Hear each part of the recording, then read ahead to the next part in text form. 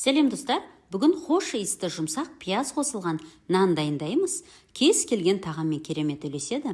Дайын болсаңыз бастайық. Алдымен қамыр дайындап аламыз. Ол үшін чашаға су, ұн, ашытқы, тұз, май қосамыз. Қақпағын жауып 10 секунд 4-ші жылдамдықта араластырып аламыз. Тағы да 2 минут илеп аламыз. Чашаны төмен қарай төңкеріп, ішінде қамырды түсіріп аламыз.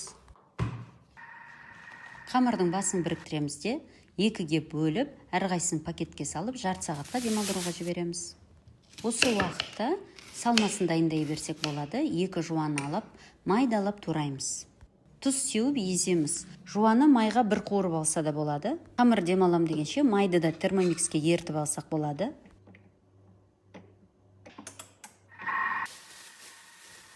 Қамырды шығарып, сәл ұн сеуіп жеріп, жұқалап жаямыз.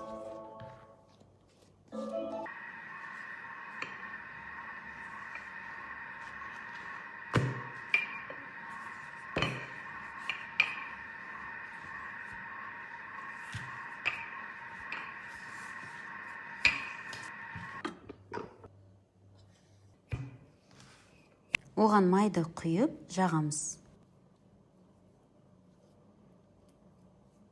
Жуаны саламыз. Қара бұрыш себеміз. Енді шетінен бастап қамырды рулет қылып ораймыз.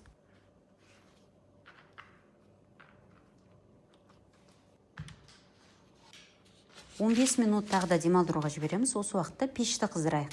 Пеш қызамын дегенше 2-ші қамырымды дәл осындай жасаймыз. Яғни жайып, жуа сеуіп, орап, дайындап қоямыз. Қамырымыз көтеріліп тұр екен, енді жаймен ғана оқтаумен үстінен басамыз. Ауа қалып қою мүмкін, оны тіс шұқитынмен тесіп шықсақ болады. Қамырымыз дайын, оған жұмыртқаның сарыуызын жағып, күнжут сепсек болады. Қызып тұрған пешке 180 градусқа 35 минутқа жібереміз. Бірден 2-ші нанды да пісіріп алайын дедім, себебі бұл нанды біздің үйдегілер қатты жақсы көреді. Сырты қытырлақ, іші жұмсақ нанымыз дайын болды. Үстіне май жағып жүрсеңіз де болады.